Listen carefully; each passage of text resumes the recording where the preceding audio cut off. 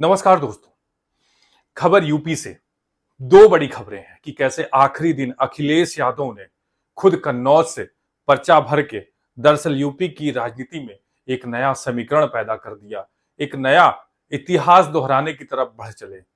दरअसल उन्होंने पत्रकारों से बातचीत करते हुए उन्होंने ये बोला है कि कैसे इत्र की खुशबू अब कन्नौज से पूरे देश में महकेगी और आने वाला कन्नौज से चुनाव लड़ने का जो अखिलेश यादव का फैसला है, ये किस समीकरण की ओर ले चलेगा, आज बात हम इस पे करेंगे। एक दूसरी सबसे बड़ी खबर यह है कि दरअसल 29 अप्रैल को भी अमेठी से राहुल गांधी नामांकन दाखिल कर सकते हैं, लेकिन फिलहाल जो खबर पुख्ता हो गई है हम उन पे बात करेंगे। तो दरअसल जब मीडिया से अखिलेश यादव से मीडिया पत्रकारों ने जब उनसे सवाल किया तो उन्होंने बोला कि कैसे अब जो है यहां से छक्के ही छक्के पड़ेंगे और आने वाले समय में बीजेपी के लिए यह सिरदर्द होता चला जा रहा है। और उन्होंने कैसे बताया कि दरअसल पार्टी का बड़ा प्रभाव था, पार्टी का बड़ा दबाव था कि कन्नौज से एक बार फिर चुनाव लड़ने के लिए, और यह पार्टी का फैसला था। लेकिन ऐसे में सवाल यह होता है कि आखिर अखिलेश यादव बार बार टिकट क्यों बदल देते हैं। एक ऐन वक्त पे जब खुद तेज प्रताप यादव वहां से चुनाव लड़ने वाले थे, उनका नाम आ चुका था, तेज प्रताप यादव खुद उनके परिवार से हैं, लालू यादव के दामाद हैं, और ऐसे में उनका टिकट बदलने का क्या समीकरण है। तो दरअसल बात अगर हम 2019 की करें तो 2019 में सपा बसपा गठबंधन होने के बावजूद वहां से सुब्रत पाठक ने, बीजेपी के सुब्रत पाठक ने डिंपल यादव को चुनाव हरा दिया था। इसको लेके पार्टी के बीच काफी बात भी चली थी कि आखिर सपा बसपा गठबंधन होने के बावजूद डिंपल यादव चुनाव कैसे हार गई। और इसको देखते हुए ये भी जब समीकरण देखा गया तो ये पाया गया कि पश्चिम की तरफ काफी वोटों का दरअसल नुकसान हुआ था। और इसको देखते हुए ये कन्नौज की सीट कह सकते हैं कि दरअसल समाजवादी पार्टी के लिए बहुत महत्वपूर्ण सीट थी, कि कैसे ये वही सीट है जब 1999 में पहली बार नेताजी मुलायम सिंह यादव ने चुनाव लड़के वहां से सांसद बने थे। ये 1999-2000 की बात है। और उसके बाद जब वो मुख्यमंत्री बनते हैं, उनकी ये सीट खाली होती है, तो अखिलेश यादव को पहली बार वहां से चुनाव लड़ाया जाता है और वो खुद सांसद बनते हैं। ये वही सीट थी जब अखिलेश यादव ने उस चुनाव नामांकन में एक तस्वीर साझा करते हुए उन्होंने कुछ अपने पल भी याद किए कि एक बार फिर इतिहास दोहराया जाएगा, नया भविष्य बनाया जाएगा।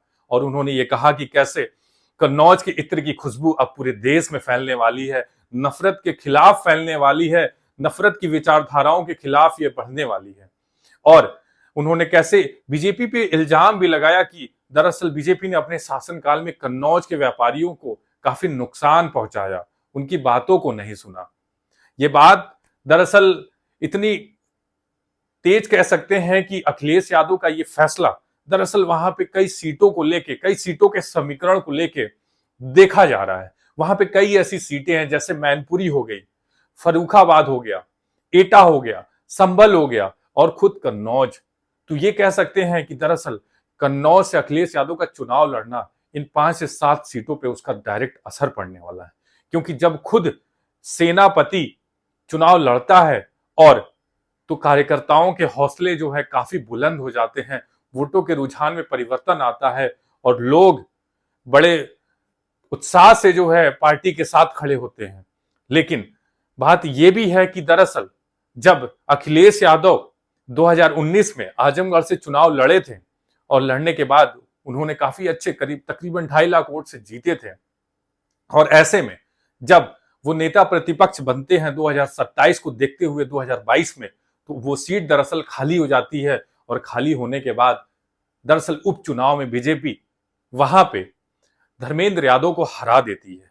उसके पीछे का समीकरण ये रहा कि दरअसल बसपा दरअसल वहां से बड़ी मजबूती से लड़ती नजर आई, जिसके वजह से सपा का जो वोट था वो कटता चला गया। और उस समय बसपा के उम्मीदवार थे गुड्डू जमाली, जो अब खुद सपा में शामिल हो चुके हैं। तो आने वाले समय में ये कह सकते हैं कि आजमगढ़ की जो सीट है वो धर्मेंद्र यादव के लिए काफी हद तक क्लियर मानी जा रही है।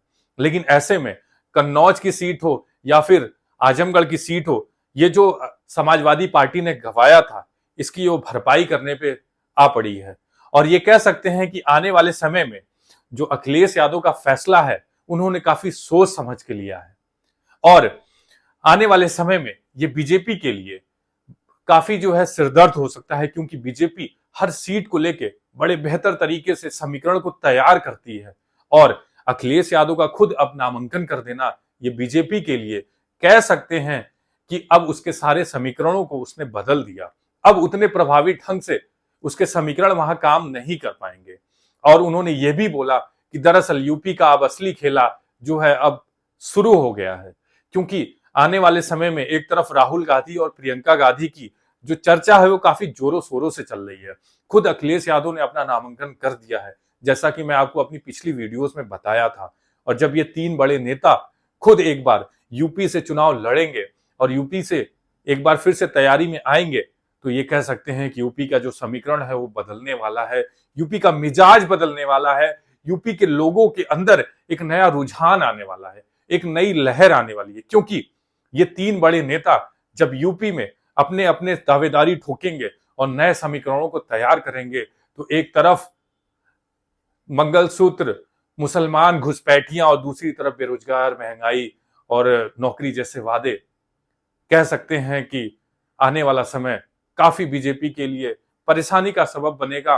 और जब यूपी का रास्ता ही दिल्ली को ले जाता है, जब 80 में से और कह सकते हैं कि बीजेपी के लिए ज्यादातर सीटें जब प्रभावी करेंगी, तो उसके लिए रास्ता बिल्कुल सीधा नहीं होगा। अभी के लिए इतना ही। बहुत बहुत धन्यवाद।